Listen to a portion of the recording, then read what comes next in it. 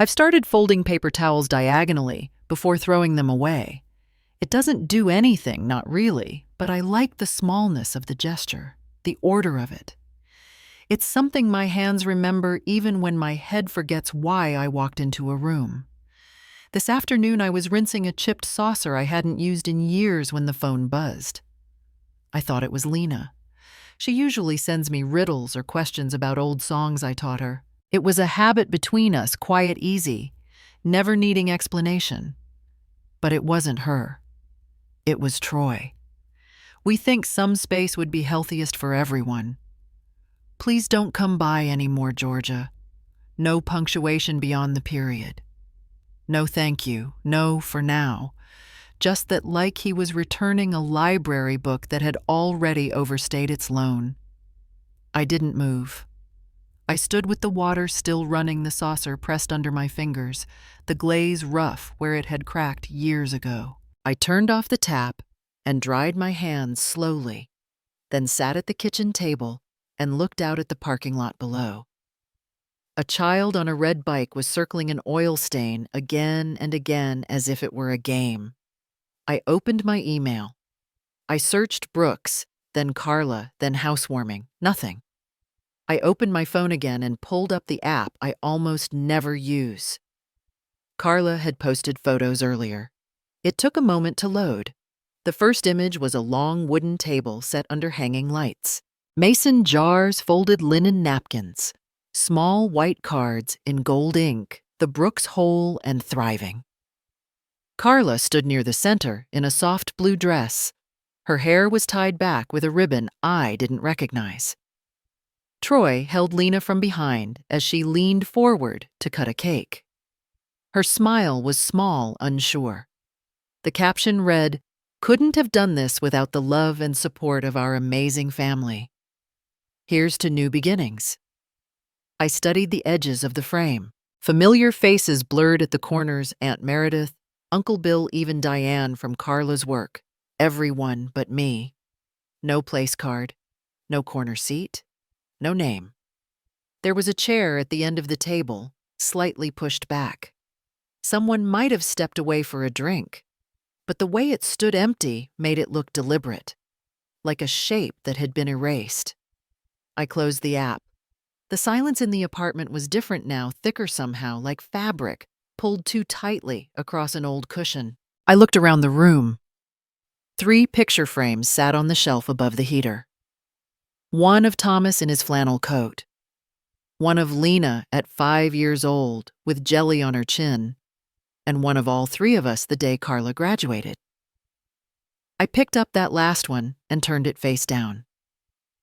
I remembered a time maybe 4 or 5 years ago when Carla had asked me to move in. She said the house would feel fuller, that Lena missed my stories, that Troy had agreed without hesitation. It's not about help, she'd said. It's about being family again. I sold the cottage in Vermont, left behind the sunroom, the lilac bushes, the cupboard with my mother's teacups. I gave away most of the furniture, packed only what mattered.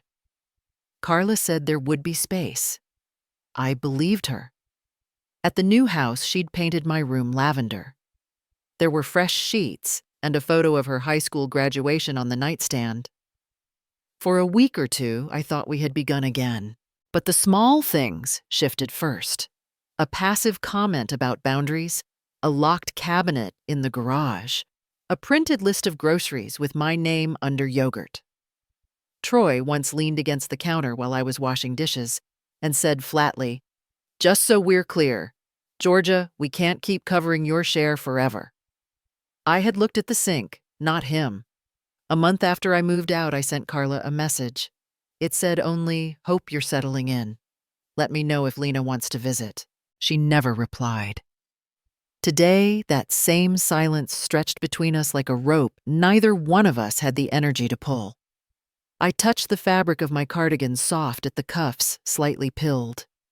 It used to be pale green, now it's almost the color of old bone. I pulled the sleeves down and walked to the kitchen counter. Inside the drawer near the far left corner is a small blue tin with safety pins, rubber bands, and an old keychain shaped like a violin.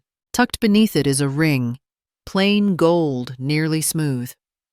My wedding band. I hadn't worn it in years, but I hadn't let it go either. Thomas used to hold my hand at church even after 30 years of marriage. He said the difference between being together and being tethered was how gently you held on. Carla once told me, "Mom, you have to stop acting like this is the 1950s. People don't stay close just because they're blood." She didn't look up from her phone when she said it. There was no thunder today, no raised voices, no locked doors, just the photo, the message, the space. And that empty chair, slightly off-center, not quite in or out. I boiled water, made tea, poured it into a mug that read, "Ask me about your ancestors." The words had started to fade from years in the dishwasher. I didn't sip right away, just held the heat in my hands. I thought about Lena's voice, about how she once whispered in my ear during church that the candles smelled like birthday cake. About how she cried when I told her that stuffed animals couldn't come to middle school. About how she asked me if sadness ever made your bones feel cold. I didn't answer her then. I didn't know how. I still don't. The porch light had come on automatically at dusk. I walked over, unscrewed the bulb, and left it on the counter. Some things aren't meant to stay lit. I used to iron cloth napkins even when no one else noticed. Not because I expected guests or traditions, but because it gave my hands something to do. There's a rhythm to folding corners and smoothing edges, one that doesn't argue back. Carla used paper ones printed with lemons or leaves, depending on the season. I offered once to help. She waved me off and said, "No one does all that anymore." After Thomas passed, the house felt too quiet, in a way that even clocks couldn't fill. I stayed up late rearranging books that didn't need rearranging. Carla called one evening, her voice lighter than usual. "You don't need to rattle around that place alone. Lena would love having you here." Troy agrees, it just makes sense. I told her I'd think about it, but I had already started packing before we hung up. I sold the cottage in Vermont. It sat on a slope with ivy climbing the back fence and a single pear tree that never bore fruit. I left the porch swing, the stacked firewood, the garden bench Thomas built out of 2 broken chairs. I kept what could fit in 5 boxes. That seemed like a fair amount for a life. The day I arrived, Carla had lit a cinnamon candle in the entryway. The guest room smelled like fabric softener and was painted a pale violet, not a color I would have chosen, but thoughtful in its own way. There was a small note on the nightstand. It read, "Welcome home, Mom." Lena showed me her new shoes, her new braces, her new bedroom. She pulled me by the hand fast, like she used to in grocery stores when she wanted a cookie. I let her talk until the words blurred together. I nodded in all the right places. The first week moved gently. I stayed out of the way, kept my room tidy, labeled my groceries. I offered to chip in for utilities. Carla waved her hand. "It's nothing." Troy offered to drive me to the pharmacy. He waited in the car. When I came back, he didn't ask what I bought, just looked straight ahead and turned the ignition. One evening, I made stew. Thomas's recipe, the kind that sits low in the pot and takes time. Carla tasted it and said, "It's good, but we're trying to avoid too much salt these days." I stopped cooking after that. When I brought home a few things to make the room feel familiar, a photo of my parents, a stitched pillow from the Vermont Fair. Carla glanced at them and said, "Let's try not to make the space too busy." Troy kept to himself mostly. Once, as I was drying dishes, he walked past and said, "Lena doesn't really get those war stories, you know." Different generation. I didn't respond. I folded the towel carefully and placed it on the oven handle. They asked me to join a meeting with their financial advisor. "Just a formality," Carla said, "in case something happens." There was a document with both our names on it. She called it a safety net. I read it 3 times. I didn't understand all of it, but I recognized enough to know it made things easier for them. I signed anyway. Carla smiled, touched my wrist lightly. See, you're part of the team. I kept receipts for groceries I bought, wrote checks for Lena's school supplies, never asked to be repaid. When the trash piled up, I took it out. When the recycling was full, I sorted it. I even vacuumed the guest hallway every Sunday morning before church, though no one used it but me. Carla once told a friend on the phone, not knowing I could hear, "It's like having an old houseplant. Low maintenance, but you have to remember it's there." I stared at the spoon in my hand, still wet from rinsing. I didn't move until the water turned cold. Troy once left a pile of mail on the kitchen counter. My name scratched into the envelope in his handwriting. Inside were copies of joint account statements and a note. Review for accuracy. When I brought it up, gently asked if I needed to sign anything further. Carla looked up from her tablet and said, "You worry too much. It's fine. Just let it be." I let it be. I bought a new sweater around that time. Soft gray buttons like polished wood.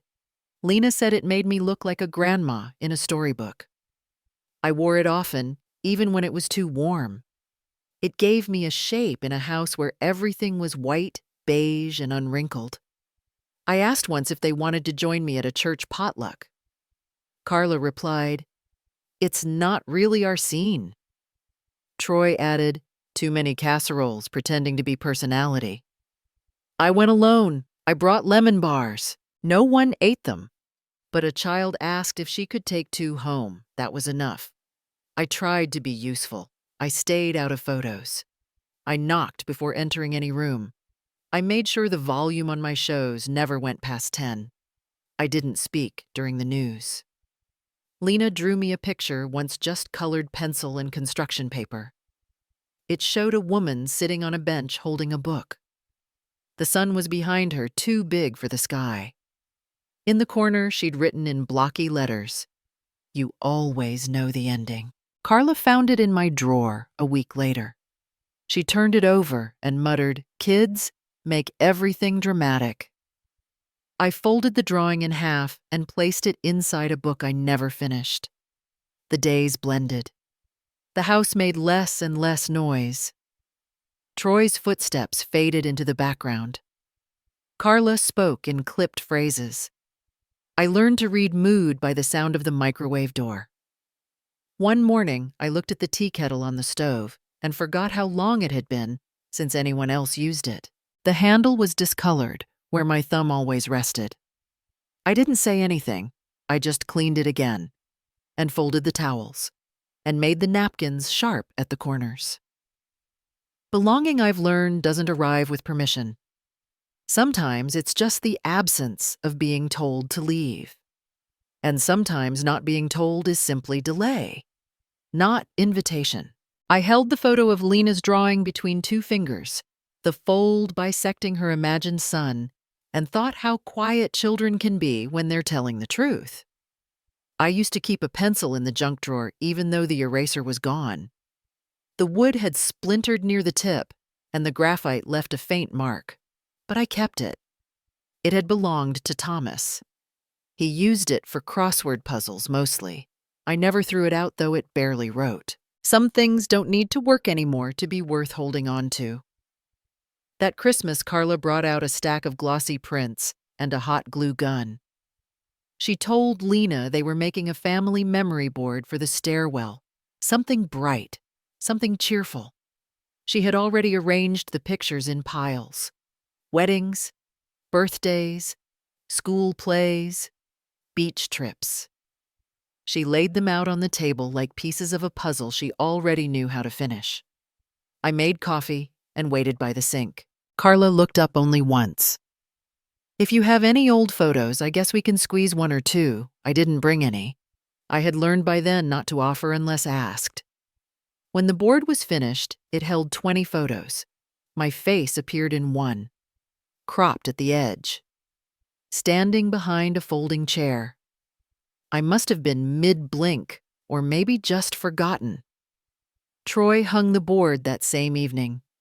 Lena stood at the bottom of the stairs, tracing the edges with her finger. She turned slightly and whispered, "Where's the picture of the cabin?" Carla was already halfway to the kitchen. Too dark.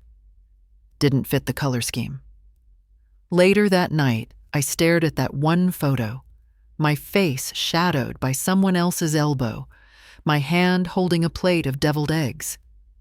I remembered the day perfectly. No one else did. When I gave Lena the old book from the Vermont archives, I wrapped it in brown paper and tied it with ribbon. It was one of the oldest books the library ever let go of handwritten notes in the margins, pressed leaves between 2 pages. I told her it had belonged to a woman who recorded the history of an entire county before she died. Carla opened it first. She flipped through 2 pages and pushed it aside. "You know she likes graphic novels now, right?" Then to Troy, not even quietly, "We're going to need to clear out all this emotional clutter." Lena watched me carefully. I nodded at her and smiled. She reached for the ribbon and slipped it into her pocket. A week later, the book was gone. I never found it on any shelf again. I used to think time softened people, that if I just stayed quiet long enough, they'd remember who I was. But time only made my shape fade from the room. At dinner one night, Carla mentioned I'd once spoken at a statewide conference for librarians. I hadn't brought it up. Lena asked what the speech was about. Troy didn't even look up from his phone. "Your grandma's done a million little side things. I wouldn't worry too much about that. No one asked me to tell the story." On my birthday that year, there was a card on the counter. It had flowers on the front and read, "Thank you for everything you do. Inside, happy birthday. Thanks for the meals." No name, just slanted handwriting and a smudge of pencil near the corner. Lena said later very quietly that she had written it, but Mom said to keep it short, not too emotional. I folded the card in half and used it as a bookmark in a novel I never finished. They bought a new armchair that spring, light beige, stiff fabric. It sat in the corner where my reading lamp used to be. When I asked if I could move the lamp closer to my bed instead, Carla said, "We're trying to keep the space clean. It's not all yours, remember." That night I read in the hallway. I sat on the floor with my back against the wall and a blanket folded around my legs. Lena walked by, looked down at me, and said nothing. I touched her hand as she passed. She didn't pull away. There was a morning when I couldn't find my planner. It was a small leather one with embossed corners. I had used it for years: birthdays, book lists, phone numbers for the vet, the bank, the library. When I finally found it, it had been moved to a box in the garage labeled miscellaneous. The pages were bent. There was coffee spilled on January. I didn't ask who moved it. I just pressed it flat and put it in my nightstand drawer. I used to carry a small compact mirror in my purse, silver with a crack across one corner. I would take it out sometimes when no one was watching, just to be reminded that I still had a face. Not because I needed to be seen, but because I didn't want to forget the shape of my own outline. During one family dinner, Troy brought up estate planning. Carla chimed in about how streamlined things should be. "There's no point in keeping things complicated. We're just trying to be practical." I nodded even though nothing was asked. She handed me a folder with clipped papers. "Just think about it. It's cleaner this way. You'd want things to go smoothly for us, wouldn't you?" That night, I opened the folder, read the first line, and closed it again. I placed it beneath my mattress. I never signed. They never followed up. In that house, I was not a guest, not quite family. I was a fixture, a soft surface, a hand that washed dishes without asking. No one asked what I'd done before I became mom. No one said, "Remember when you wrote that article?" No one pointed to the wall and said, "That was hers." I walked into a room and left no echo. I watched Lena grow from the edges, Her backpack got heavier, her voice flatter. She used to bring me pieces of ribbon, found buttons, crumpled notes. They stopped appearing. One evening, I walked past the refrigerator and noticed the calendar. All birthdays marked except mine. I didn't say anything. I never flipped the page again. I looked in the mirror that night and tried to picture who I had been before the word mother filled every blank space. The line of my jaw, the slope of my shoulders, the curve in my voice when no one was listening. Sometimes the most permanent kind of forgetting happens in plain sight. And the most complete kind of silence isn't absence, it's being edited out. One small, quiet omission at a time. Some aches begin so quietly, you think they're just the weight of waking up. It started with the orange bottle. The cap was tighter than usual, and the pills inside looked glossier, too smooth. I thought maybe they'd changed manufacturers, or maybe Carla had picked up a different generic. I took one anyway. I remember the taste. Too sweet. Not bitter like before. The third morning, I forgot the stove was on. The kettle boiled until the water burned off. Carla came in, waved her hand at the air, and opened the windows. "You left the burner on again. That's twice this week." I looked at the black ring on the steel and said nothing. I turned the knob off slowly and reached for my cup, but my hand trembled. I sat back down. I didn't touch the tea. That night I overheard them in the kitchen. I wasn't trying to listen. Our walls were thin, and their words weren't careful. If she keeps slipping like this, the court won't even need much. Carla's voice. Calm, practiced. "She's practically giving it away," Troy replied. "It's just about getting the timing right."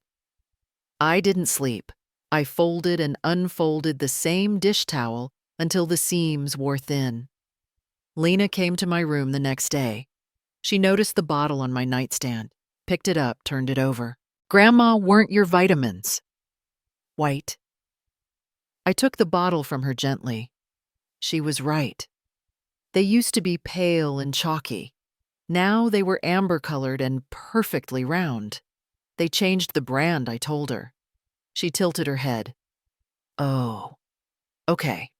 After she left, I placed one of the new pills inside a plastic bag. I walked to the corner pharmacy that afternoon under the pretense of buying soap. I waited until no one was around and showed the bag to the technician I used to chat with years ago. He examined it, looked up. "This isn't a supplement," he whispered. "This is a placebo. Basically sugar and starch." I thanked him and walked home without the soap. The next morning, a manila envelope sat on the kitchen table. Carla made eggs and placed the plate in front of me without asking. "This is just standard paperwork," she said, while Lena scrolled on her phone. "It's for your peace of mind and ours. If anything ever happens, we'll already have the logistics in place." She poured me coffee but didn't ask how I wanted it. I opened the envelope. Legal documents. A full power of attorney. My name printed cleanly across the top. All assets to be transferred under supervision. Don't I already have a will? This is better, more flexible. I'd like my lawyer to look at it. She placed her fork down. "Mom, you're overthinking." Troy walked in then holding his tablet. "Honestly, if she won't cooperate, we'll just have to take the next step legally." "I haven't signed anything I said." He stared at me. "Yet." I pushed the papers back across the table. "I'll review them with my attorney."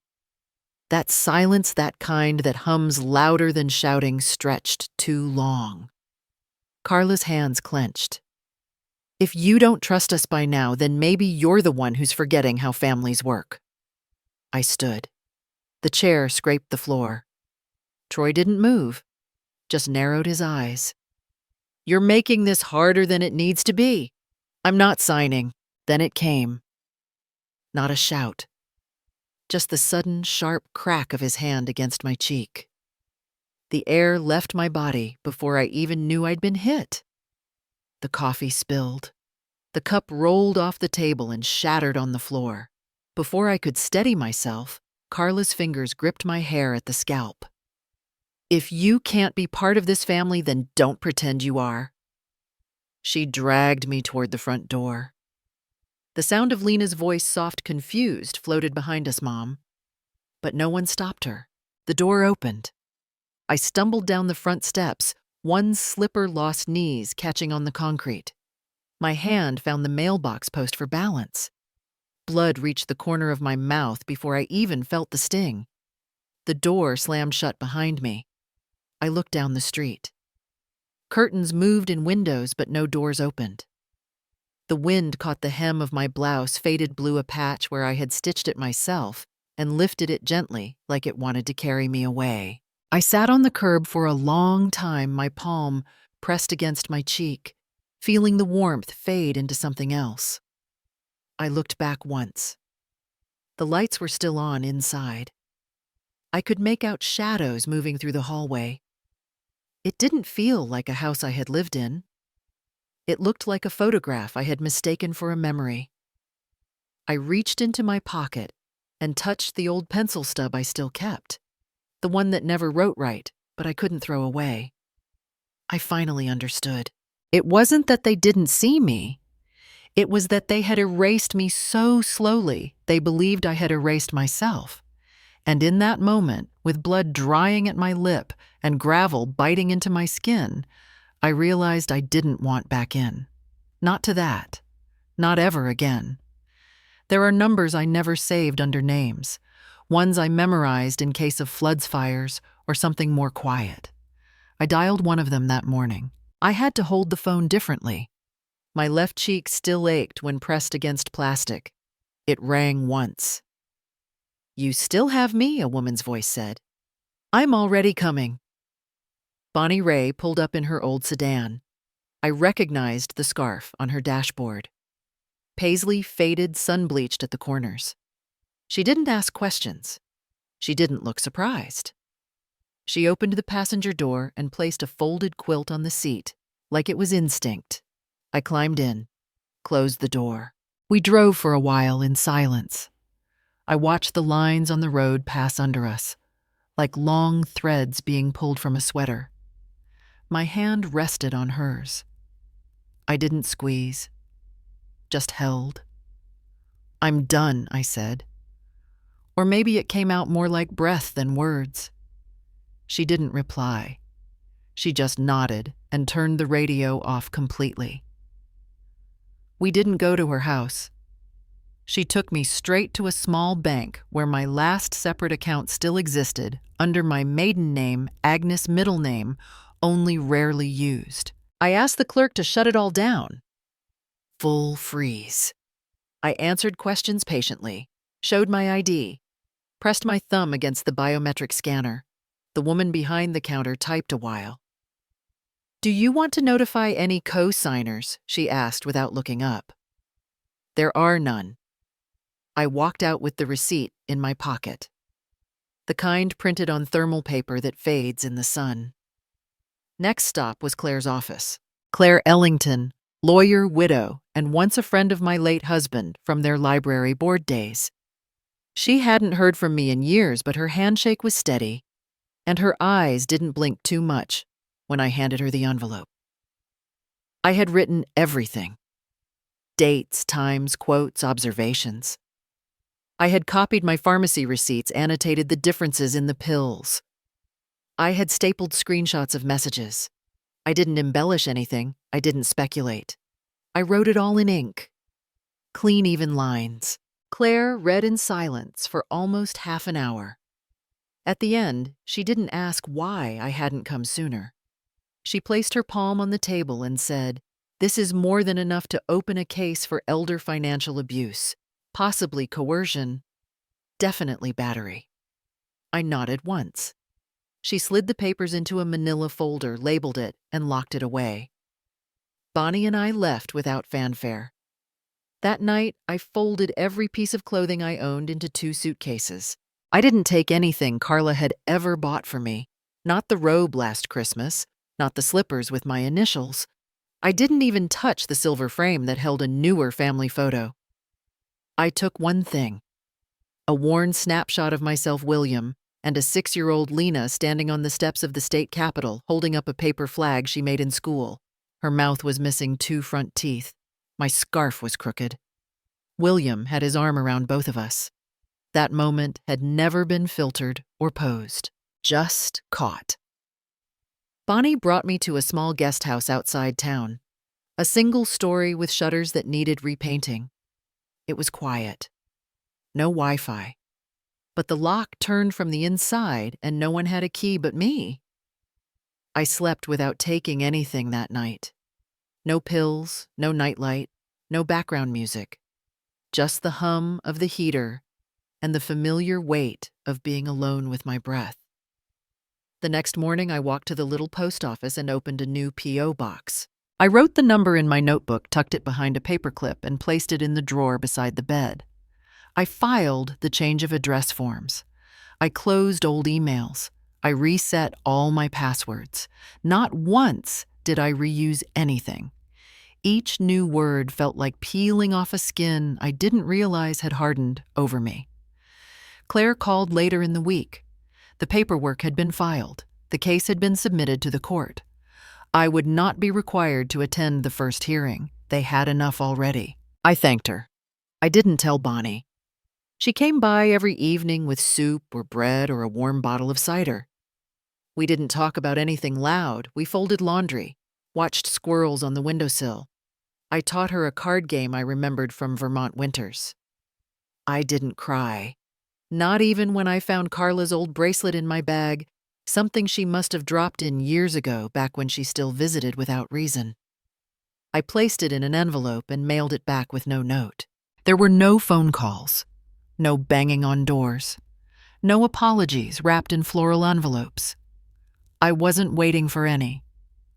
I found my quiet inside the sound of the teapot rattling slightly as it boiled. I found it in the way my name sounded when I said it out loud to myself, Georgia. Not Mom, not Grandma. Just the name I was born into before anyone else added weight to it. At night, I sat near the window and turned the radio on low. Static between stations reminded me that some things don't need tuning. They just are. I didn't return to the street where I used to live. I didn't ask about Lena. I didn't trace my fingers on the mailbox where my name had once been carved faintly beneath theirs. Some things are meant to be left untouched, not out of fear, but because going back would make you forget how long it took to leave. That morning, when Bonnie dropped me off for the last time and hugged me at the curb, she didn't say, "You'll be okay." She just placed a thermos of tea in my hands and nodded. I closed the door gently behind her and turned the lock. And then I stood there for a while, not because I was unsure, but because stillness has its own weight. Some exits aren't escapes. They're declarations, without a single word. Some things don't echo until everything else is quiet. I hadn't realized how long it had been since I boiled water without watching the clock. The kettle in this place took its time, older, dented with a slight wheeze when the steam escaped, but it didn't scream. It only sighed. The first morning I reached for 2 teacups before catching myself. I set the extra one back, turned it toward the wall. I hadn't noticed I'd been doing that serving silence, like it might sit down next to me if I left it room. The walls here are thin, but they don't listen the way people do. They don't tighten around you when you speak too loud. They creak sometimes at night, but it's the kind of sound that says, "I'm settling in too." Bonnie hadn't said how long I could stay. She only handed me the key with a note taped to it. "This house owes no one anything, not even you." The floors are uneven, and there's a soft tilt in the hallway that makes my bedroom door swing open if I don't latch it. I let it. Letting something open without force felt like a small gift. I folded every towel the first day, though I didn't need to. I placed them in the closet by color just to feel like something still followed a pattern. When I stood at the sink, the window opened to a wild patch of backyard. Untamed grass. Vines curling up a fence. A bird bath with no water, but a perfect circle of moss inside it. One sparrow came every morning, hopped around the edge, peered in, then flew off. It kept returning even though there was nothing there for it. That felt familiar. The silence in this place was full, not hollow. I could hear the wind pass between tree branches, the floorboards adjusting under their own memory. Even the sound of my own handwriting made a sound I hadn't heard in months, pen against paper, deliberate. I wrote my name.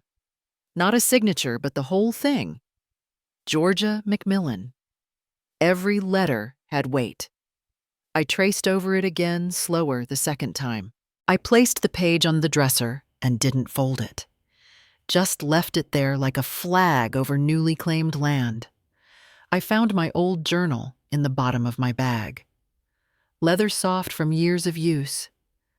I hadn't written in it since I left Vermont. The last page was a grocery list and a note that said, "Remember to call Lena about her recital." That was 2 winters ago. She never answered. I flipped the page. I left the place they called home. This time I took myself with me. The words didn't feel brave, just accurate. That night I cooked oatmeal on the stovetop. No microwave here. I stirred slowly, watched it bubble. I sat by the small table and ate alone without a phone near me. No one to message, no one to send photos to. Still, I reached for my phone. Habit. I unlocked it, stared at the blank screen. Nothing new. I turned it off. There was a drawer beside the bed with a single knob. Inside, I found an old button, a matchbook from a diner in Omaha, and a napkin with handwriting on it I didn't recognize. Don't forget who you were before they needed you. I placed the napkin under my journal.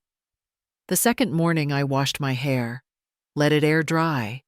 No one to tell me I left the towel too long on the hook. No one to adjust the thermostat when I wasn't looking. The bathroom mirror had a small crack in the top corner. I watched myself brush my teeth and noticed the tremor in my hand was gone. I opened the medicine bottle, checked the pills. They were right this time. I only took half a dose, not because I needed less, but because I wanted to see if I could. I could. At noon, I went outside, sat on the step. The concrete was warm under my palms. No cars passed. No children shouting. Just one dog barking far off like a reminder that something was still guarding something somewhere. Bonnie brought a sack of groceries later that day. She didn't stay, just hung the bag on the doorknob and waved through the screen. Inside were apples, a loaf of bread, and a jar of peanut butter with a yellow note attached.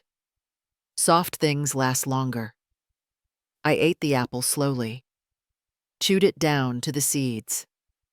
That night I opened a blank page and started listing things I remembered. I liked chamomile over peppermint. Socks with no seam at the toe, the sound of scissors cutting fabric. Libraries with wide wooden tables. The way autumn smells like cold metal and dry leaves. I stopped at 5.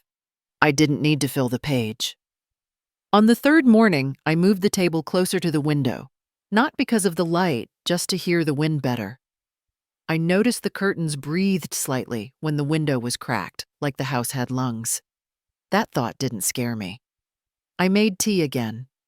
No sugar, no lemon. Just hot water and leaves. I let it steep until it turned dark. I didn't rush. I drank it slowly, watching steam rise and disappear. I didn't check the mailbox. Didn't look for anyone to come. No keys in the lock but mine. No names spoken but the one I remembered on the paper.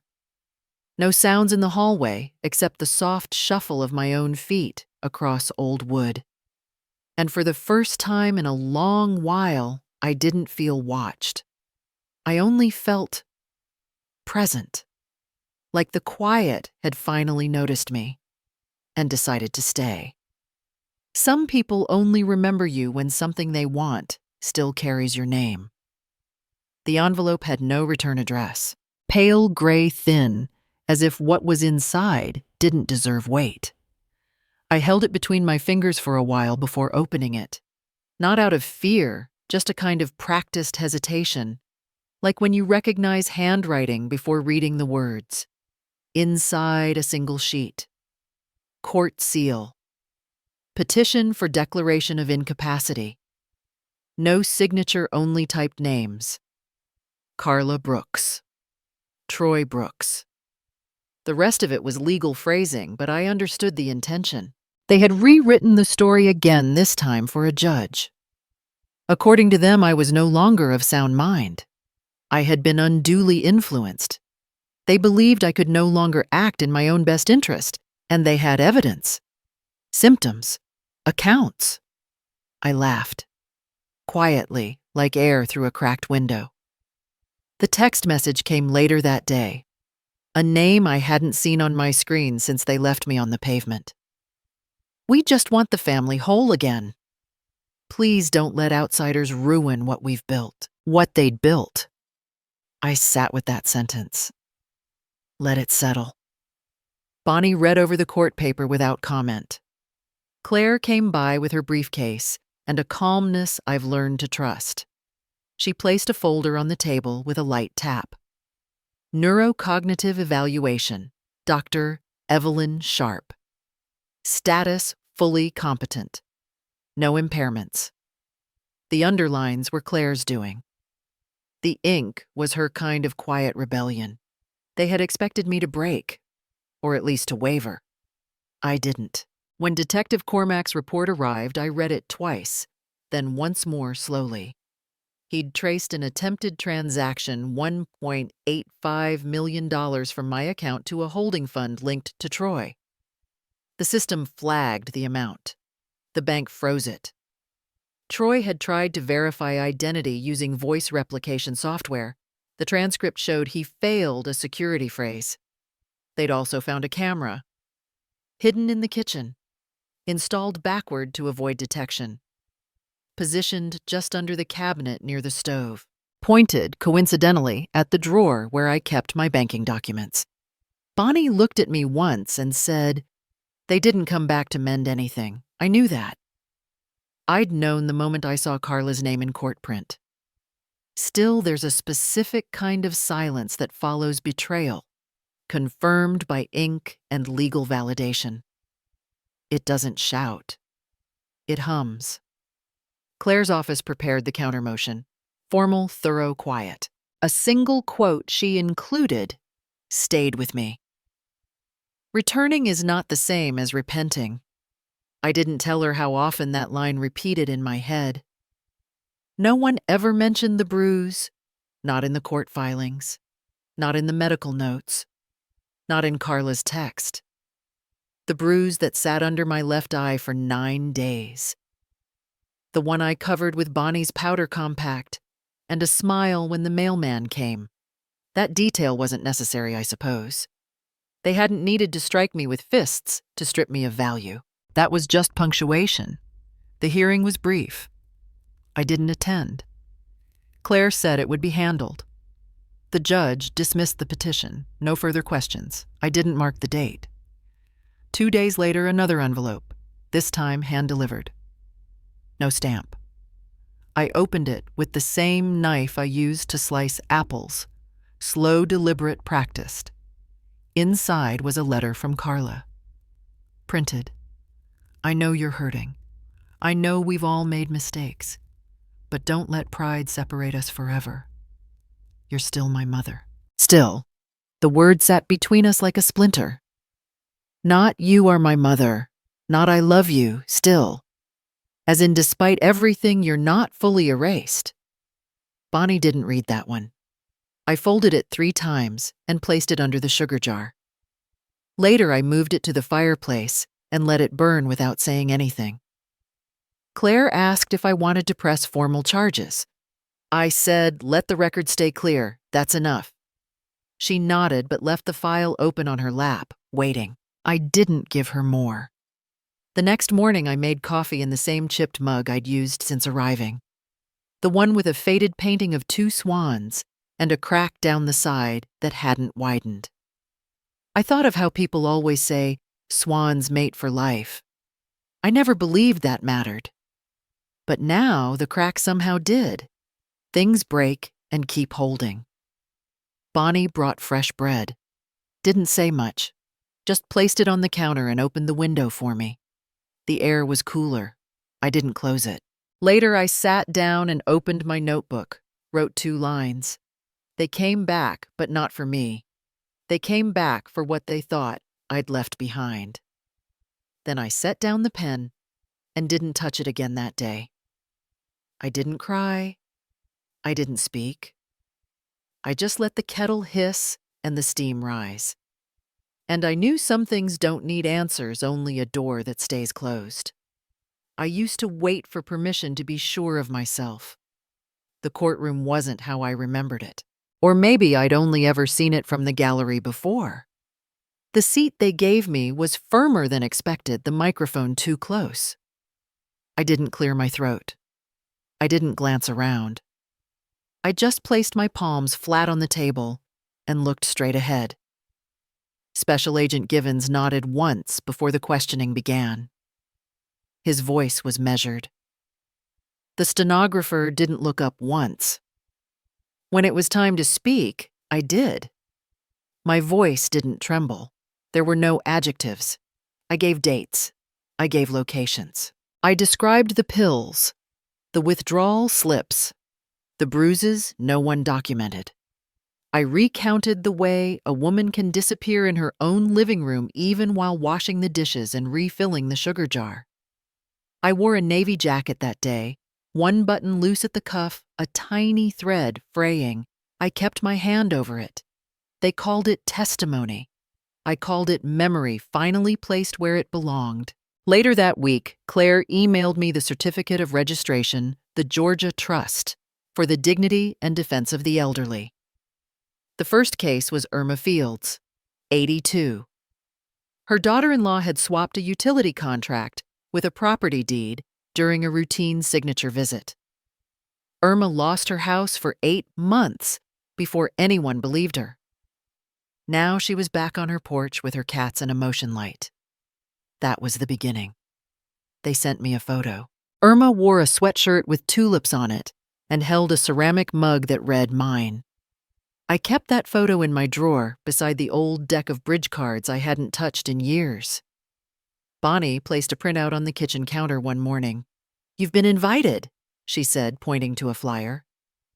Iowa City Community Center keynote speaker Georgia McMillan. The date was circled. My name was printed too large. I told her I didn't have a speech. She shrugged. "Then don't give one." When the day came, I wore a pearl clip in my hair. It wasn't real pearl plastic coated yellowed slightly with age. I hadn't touched it since David's funeral. It held my hair in place and something else, too. I couldn't name it. I didn't use the podium. I didn't hold a paper. I stood near the coffee urn and began like I was offering sugar. I told them how I'd once believed quiet endurance was the same thing as peace, that I'd thought being useful was the same as being loved. I said I once mistook fear for obligation and silence for loyalty. They didn't clap when I finished. They stood. That was enough. Back home, I taught myself how to bank online. I watched 3 tutorials to understand multi-factor authentication. I ordered a lockbox. I uploaded PDFs and labeled them in folders: legal, medical, personal. I began keeping passwords that didn't include birthdays or pet names. The mail arrived 3 days later. A handwritten envelope. Slanted cursive. Carla. "Mother, you are humiliating this family over a personal grudge. We all make mistakes. But this is revenge. If our family falls apart, it will be on your conscience." She used blue ink, the kind that smudges slightly under fingers. I folded the letter, slipped it between 2 recipe cards. David's cornbread and Sunday stew, no salt. then placed the box back into the pantry. I didn't answer. A week passed. Then another. My inbox had one new message sender name hidden in a strange combination of lowercase and caps. Hi, Grandma. I miss you. Mom says you went crazy. But I remember you reading to me. I remember your pancakes. I remember you. I'm scared of her when she gets loud. No signature, but I knew the rhythm. Lena never used capital letters when typing. She'd learned from texting, not school. I wrote back. I remember you too. I will always be here. But you don't have to stay loyal to wrongness just because it's called family. Sometimes the bravest love is quiet and far away. I clicked send and stared at the empty reply box for a while. The next day, I opened my notebook again. The same one that held my first line when I left. I have left the house they called a home, but this time I carried myself with me. Below it, I added a new line. I am no longer waiting to be seen. I have already seen myself. The pen left a dent in the paper. I didn't close the notebook.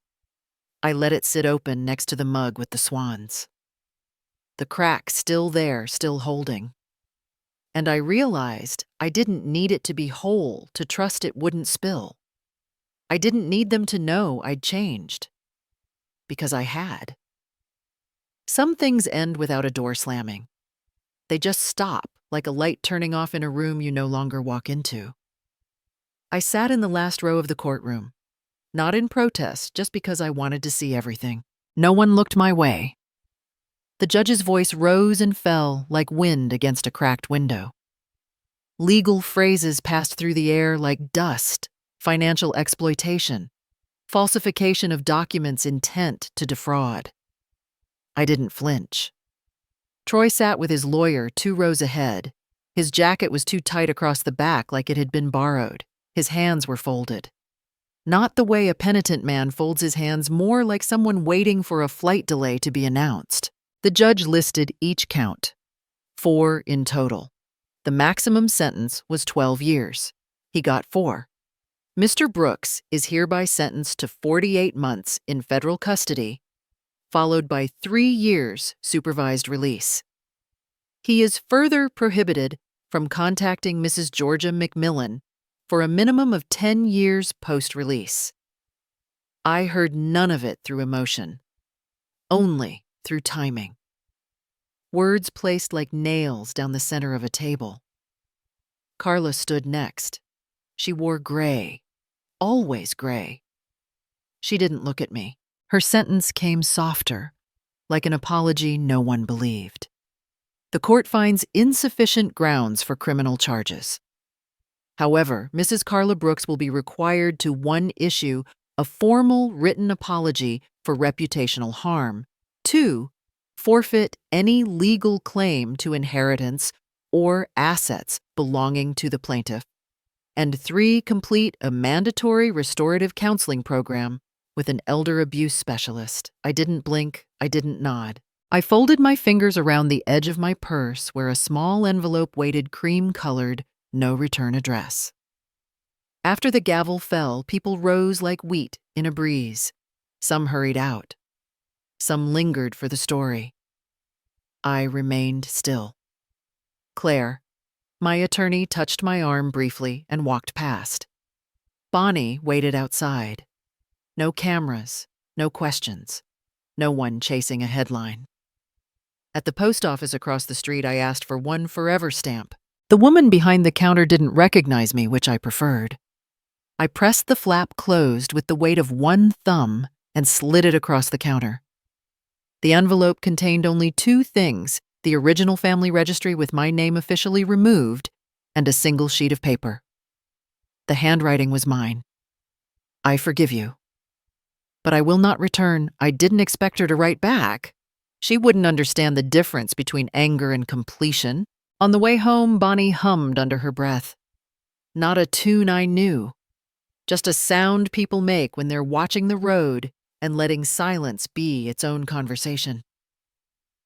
That evening, I opened the cedar box in the back of my closet. Inside was a packet of violet seeds, white ones, perennials, shade-tolerant, resilient in cold ground. We planted them along the northern fence line where little else would bloom. I pressed the soil gently, one palm at a time, as if covering a secret. There was no ceremony, no speech. Bonnie handed me a glass of water when we finished. I didn't toast. I drank. The water tasted like nothing. That was its gift. Later at the kitchen table, I folded the court transcript into thirds and placed it beside the check register. Everything in its place. No dramatics, no tearing pages. I didn't frame the ruling. I didn't highlight the verdict. Justice isn't something to hang on a wall.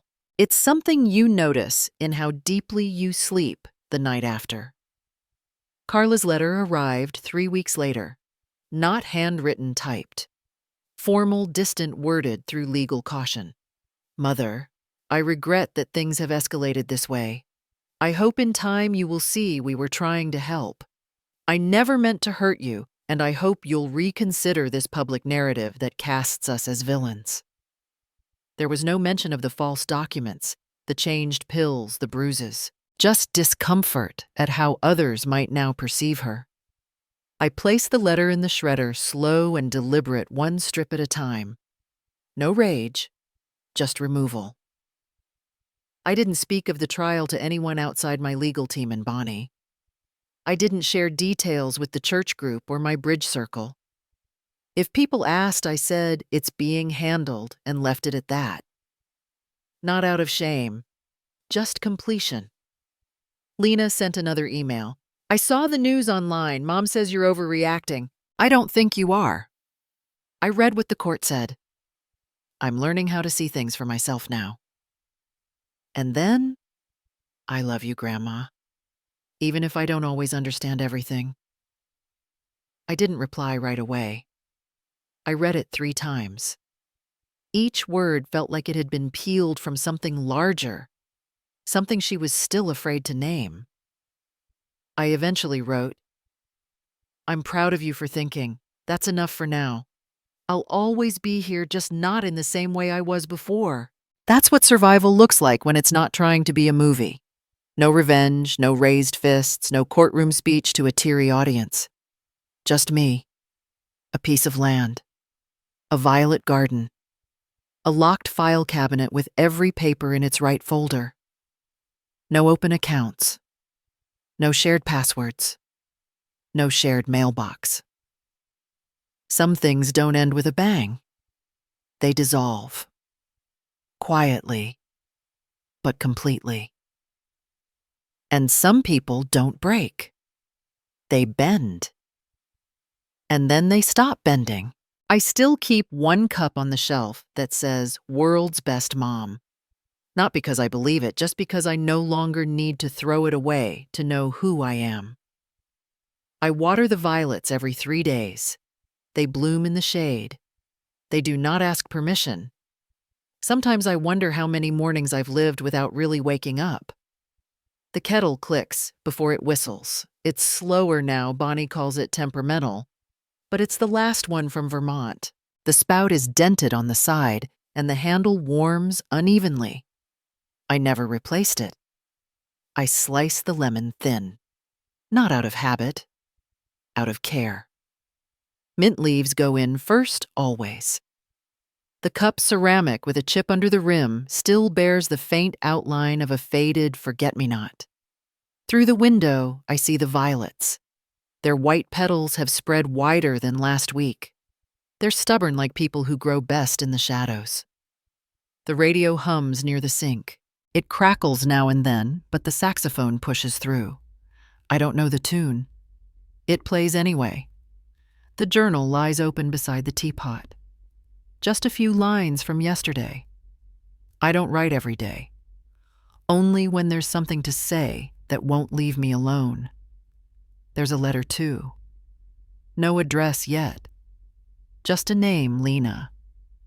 She wrote last Thursday, talked about a poetry contest at school, a friend who cut her hair too short, and a teacher who plays piano while grading papers. She signs her letters with sketches now. Last time it was a fox in a scarf. This time a moth with human eyes. She doesn't ask for things, just tells me what she notices. I fold her letter back into the envelope and place it under a small rock on the windowsill. Wind lifts the curtain slightly. The air smells like cooled rain on warm earth, a clean scent. Not the kind you can bottle. The violet leaves shimmer faintly under the early sun. Some petals are beginning to fall. Not from neglect, from fullness. Bonnie called last night, said Haley Monroe would stop by around 4. She's the new volunteer helping organize the next workshop. Young sharp, always carrying 2 notebooks and a string bag of apples. She reminds me of the women we used to be afraid of. Quiet, alert, unafraid to say no. The trust has funded 32 women now. Some used it for school. Others bought a truck, a plot of land, an oven. One woman used it to hire a lawyer. That one made me pause longest. I used to count the names. Now I don't. The work speaks without volume, like moss, like roots. A photo sits near the stove. Just me and Lena, her head leaning against my side, both of us barefoot in the grass. My shirt was inside out. She laughed about it all afternoon. I reach for the spoon, stir the tea once. The liquid barely ripples. No sugar today. A knock at the door once startled me. Now it simply means the day has arrived. No one knocks this morning. I open the journal and write. I do not miss who I was. I do not need who I pretended to be. I wake, I water, I witness. Then I close the cover. The handle creaks when I push the door open. Air moves through like it belongs here more than I do. The grass still holds the rain. My slippers soak through instantly, but I don't step back. Birds call from somewhere unseen. Not urgent, just present. One patch of violets leans too far toward the fence. I don't fix them. They're leaning in the direction they chose. A dog barks in the distance. Someone's porch door slams. Life folds around itself. I think of Carla less now, Troy not at all. That part of my mind is quiet, not erased, just no longer loud. There's an old coat I keep in the hall closet. It still has a lipstick stain on the inside collar. I used to believe keeping it was weakness. Now I understand it's just memory, not an anchor, just a thread. Lena's next letter might come Monday, or not. I will still make tea. I will still answer the violets. Haley will arrive at 4. We'll talk about pamphlets, chairs, coffee urns, and I will listen. I stand at the edge of the yard. The sky opens wide but does not press down. There are no walls here, not even invisible ones. I whisper into the open air no louder than breath. I am still living. That is enough. No one hears, and I do not need them to.